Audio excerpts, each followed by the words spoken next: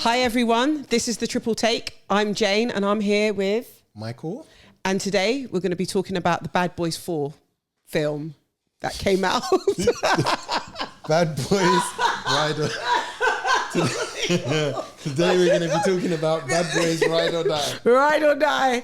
Do we have to do that again? Oh God, I don't want to do it again. No, just roll with it, All right, fine. So we went to see that 2 weeks ago. We did.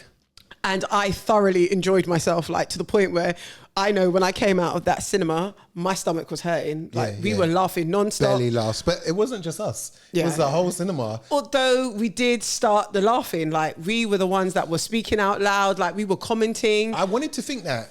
I believed that when we left the cinema that we were the ones that led the charge. We led the charge, right? People were laughing because we were laughing. Do you know why? Because we're bad boys. But like, it's a ride or die situation. Right? But subsequently, I've actually heard that that's happening in all cinemas for this film. Yeah, but not everybody was there on that day, so we don't know this. On that day, it was because of us. All the other days, it was because of the film, just in general. But on that day, it was because of us. It was because of the Triple Take. I agree. Okay, great. Yeah. So I really love the concept of bad boys, good cops who are bad boys. It's a very simple concept, right? Yeah. And I love the fact that there's been time apart for the films as well. So you can see when you look at Bad Boys 1 and Bad Boys 2, they're very representative of the time that they were filmed.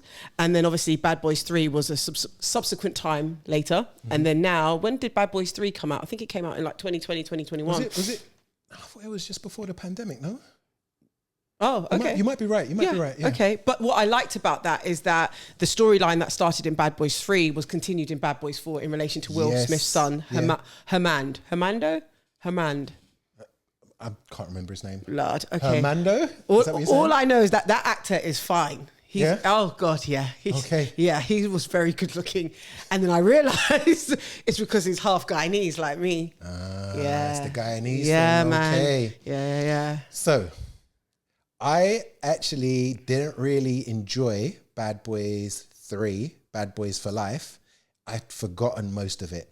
So the fact that Bad Boys 4, Ride or Die, continued on from that was a nice touch, but it didn't make that much of a difference to me. I agree. I feel like all 4 films can actually stand on them by themselves. Right. I feel like that's the true strength of a franchise where, yes, there is connections running throughout the 4 films, but in fact, you can go and see Bad Boys 4 and you don't need to see Bad Boys 1 Absolutely. or 2 or 3. And I think that's the best thing about it. I went in there with no expectations. You can be new to the franchise. You can, because for me, like when Coming to America came out, you know, the second one. Yes. I was like, why did they do this? This is terrible. This is going to be bad. And it was terrible. So when Bad Boys 4 came out, I was like, I don't think this is a good idea. But yeah, I was happy. You heard me. I was clapping. I was chuckling. Yeah. Like I was being loud. Like I was talking throughout that whole film. Right. And I will say that now that I've seen this one, it's kind of made me want to go back to the last one and watch it again. Yeah, exactly. Just to refresh my memory on what happened in that film, because I feel like I'd lost a lot of the plot points along the way. Right. So what I noticed about this film is that it's the same director as Bad Boys 3. Okay. Whereas Michael Bay directed Bad Boys 1 and 2. And obviously we see a cameo as well from Michael Bay. He drives into the shot. In the cinema, you were like, oh my God, that's Michael Bay, right? That's what I was like, yeah. And then it took me a while to figure out. And then I started thinking, well, actually, did he direct this one? But he didn't. He only directed the first 2. But what I like is that it was still very Michael Bay-esque. They stuck to the formula. Leaned into that, yeah. So there were a lot of cameos in this film that we saw. We saw Jay Shetty. He was doing the marriage ceremony. Yeah. We saw that DJ Khaled was in it again.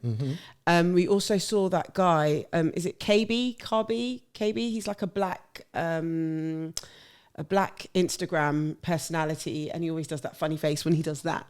Oh yeah, that guy. The guy who doesn't talk. Yeah. I don't know his name, but he was in it. So I thought that was quite interesting. There was a lot of cameos in there. Yeah, that was nice. I think the rapport between Will Smith and Martin Lawrence is phenomenal. Top tier. Yeah, it is. Yeah, that's something I wanted to talk about, is that like we've kind of watched their characters evolve. Yeah. Since the first film. The first film is one of my all-time favorite films. So in watching them back together again on screen, it's kind of got that, while it's a new film, it's a new thing, it's still got that nostalgia feel of this is Mike Lowrey and Marcus Burnett. Like these are these two characters you grew up watching. Yes. Yeah. And that's what I love about it. And I think what's really good is their comedic rapport.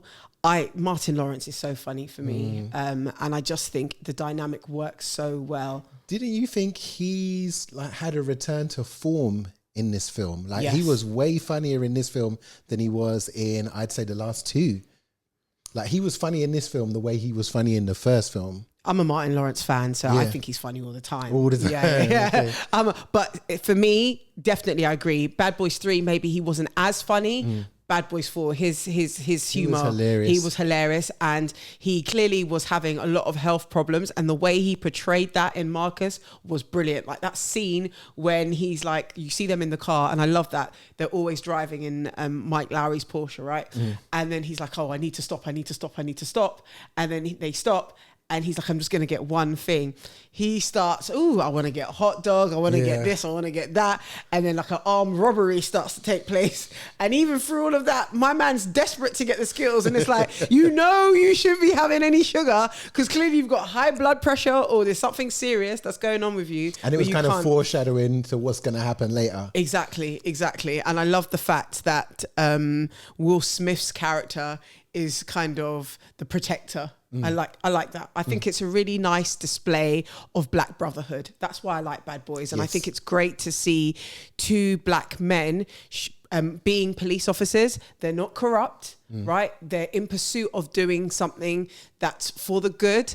But in amongst all of that, you also get to see this amazing friendship between them two. And you get to see the dynamic of a family through Marcus as well. And I really like that about that. And then in this film... It's a lot of positive imagery. Yeah. And I think it's great. And if you think about that, that's happened since the beginning of Bad Boys 1, where you saw Marcus being a family man and you saw Will Smith's character being about that life. Like he was the playboy. Right. And what I thought was absolutely brilliant is obviously they've got older. They're like 50 plus now. When they try to get into the club, Will Smith's like good looks and charm just doesn't work anymore. Like, you're old, don't got it no more. Yeah. You need to step back. Like, it's not your time anymore. And I really liked that. And through this film as well, we explored the relationship between a father and a son in different ways. So we saw it with Will Smith's character and his estranged son who was in prison. And then we saw it with Marcus and his son-in-law. And I really like that. Okay, before we talk about the son-in-law. Yeah, okay. Let's not get to that yet. Yeah, I know. The relationship between Mike and his son was interesting because sometimes when they add characters to a franchise, it kind of dilutes it. But what this actually did was actually raise the stakes a little bit. So we know that Mike and Marcus aren't going to die. They're the two main characters in the film. Yeah. But there was a scene on the plane where Mike's son is in a cage and the cage is going to fall out of the plane.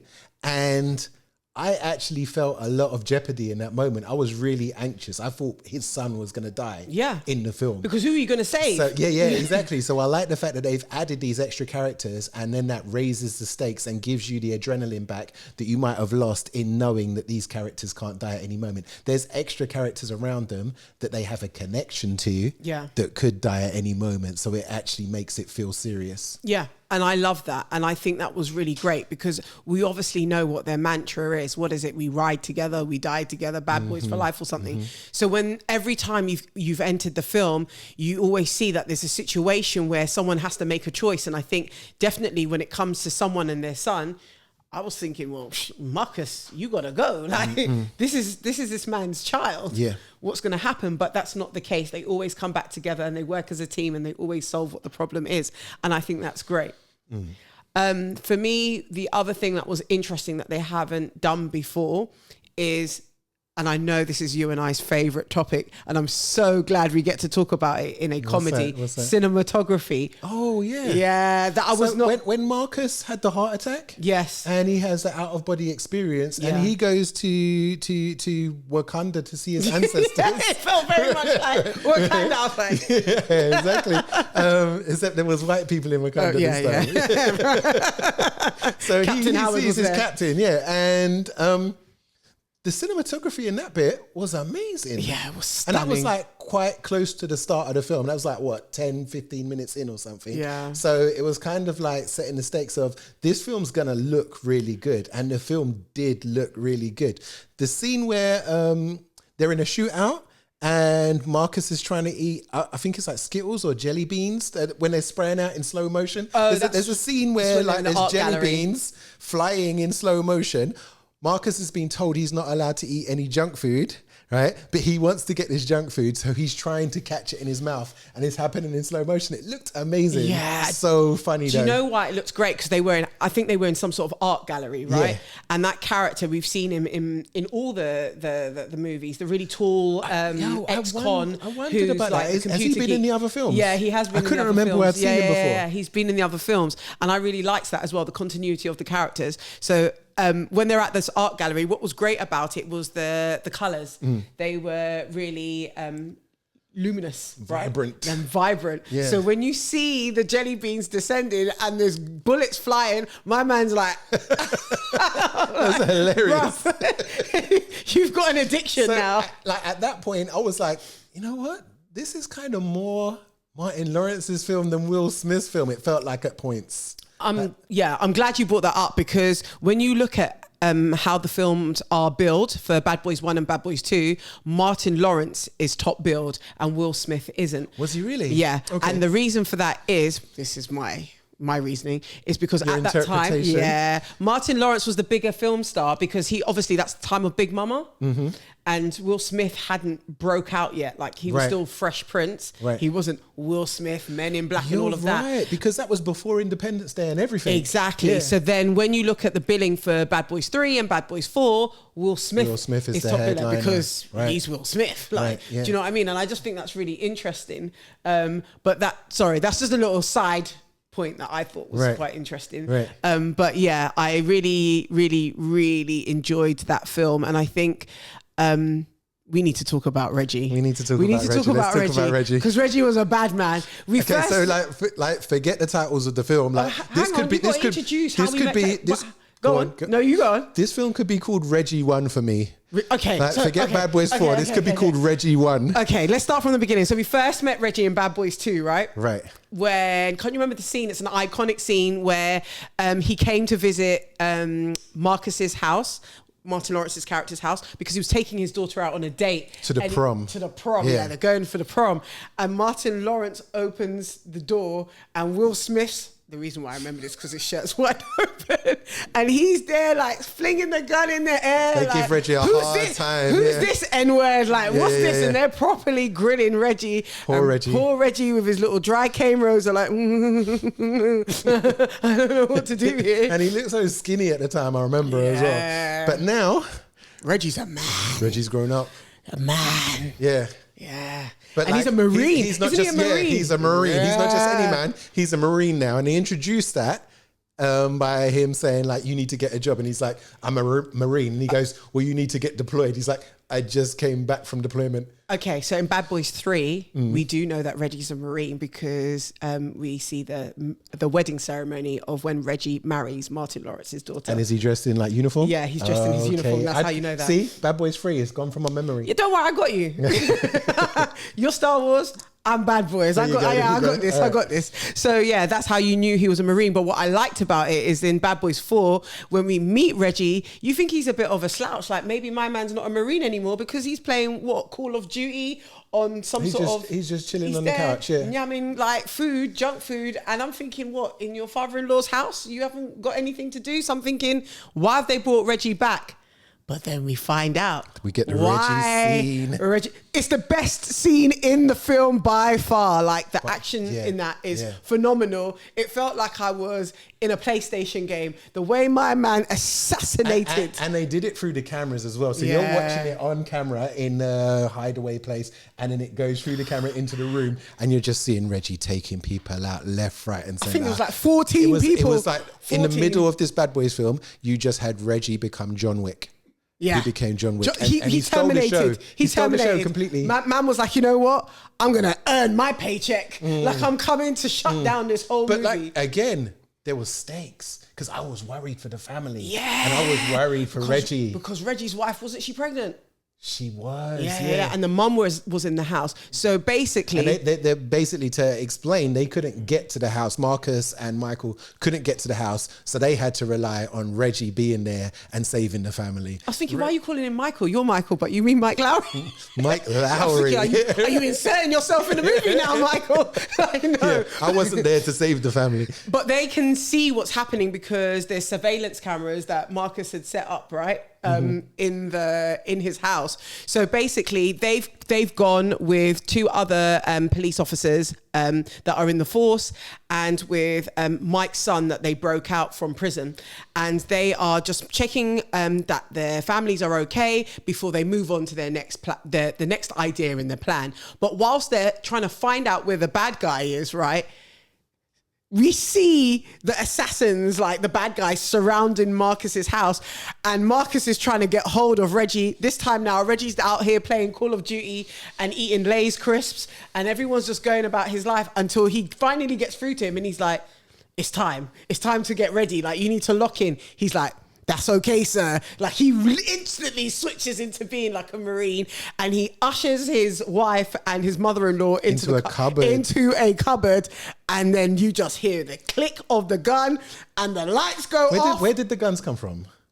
There was a cupboard. There was a cupboard full of guns? There was a cupboard. Because Reggie was very well armed in that moment. Listen, you know what? I don't even care where the guns came from. I was just like, man was ready. Heck, it could have been under the sofa. Yeah. That's how I knew he was about this life, because he was like, you know what? Say less. Put the phone down. Click.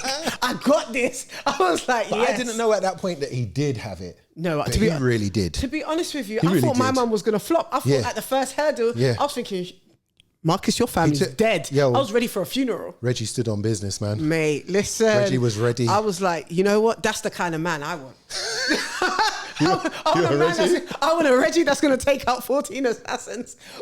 You had 5 seconds notice. 14. It was 14. It felt like you took out about 50 people. Mate, he could have taken out the whole US Army. That's the kind of man I want. He had 5 seconds notice. He's like, you don't need to tell me nothing else. I already understand what the assignment is. And he over-delivered. Yeah, absolutely. So from that, from Will Smith, Martin Lawrence, and Reggie, whoever that actor's name is. Yeah. I probably should have found out what the actor's name is. Probably. Because he smashed it. He deserves all the praise. Like, this franchise is back in business. Of course. Very much so back Bad in Boys business. 5. Bad Boys 5 has to happen. This is my pitch. The new Bad Boys are going to be Reggie and Will Smith's son. Think about it.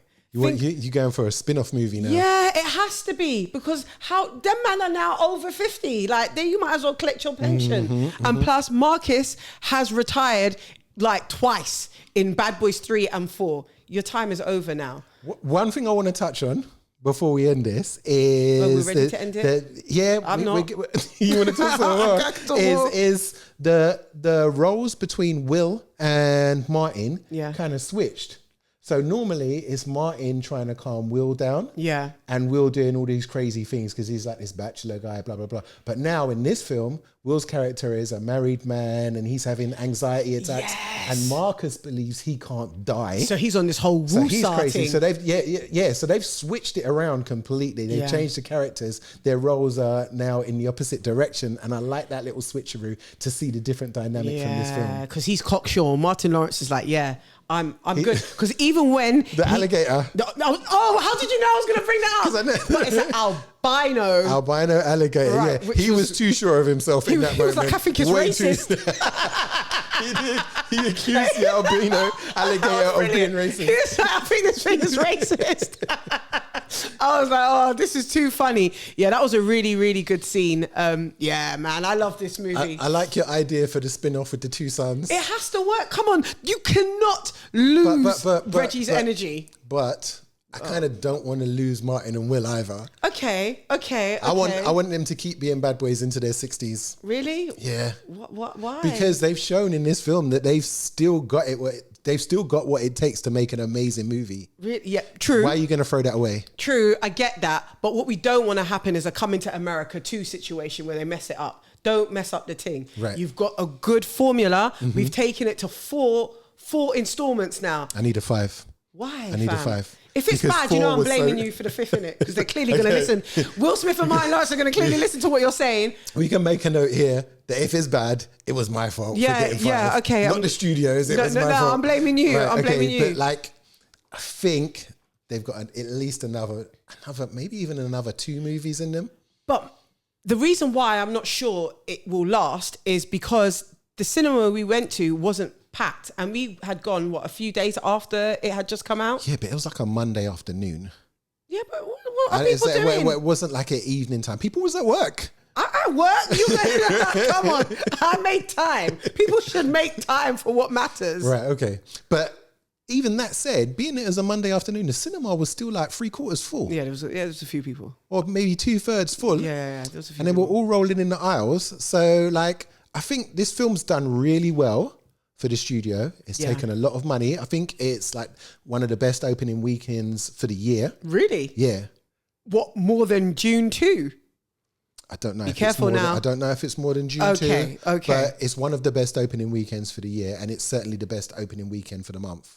Okay. Well, for me, 5 out of 5, 10 out of 10, 100 out of 100. Like, best movie apart from June 2. So June 2, Bad Boys 4. Where would you put it in the franchise? Like, out of all the Bad Boys films, how high up would you put it? Because I would say it's better than Bad 3. Boys 1 and then Bad Boys 4. Yeah, I agree with that. Yeah, okay. We're on the same page. We both liked it. Yeah. I loved it. I told you I want to go see it again. You don't want to go see it again? I don't know if I'd go and see it again at the cinema, but I think definitely I'm looking forward to seeing it when it comes out on streaming. But definitely, if you want to go see it at the cinema for the audience reaction, because everybody was rolling in the audience, and it's that shared experience of going to the cinema and enjoy. Yeah. It's almost like going to a comedy show. Yeah, of course it is, because when one person laughs, everybody laughs. But I feel like you need the right group of people as well. But definitely go and check it out. It's still in the cinemas. Final review, final words. So you gave it a 5 out of 5 and a 10 out of 10? Yeah. I'm going to give it I'm going to go with that. Yeah. I'm going to give it a 5 out of 5 as well. It's a really good film. Go see it. Told you I'm always right. Thanks, everyone. This is The Triple Take. This is Jane and Michael. See you guys soon. Take care.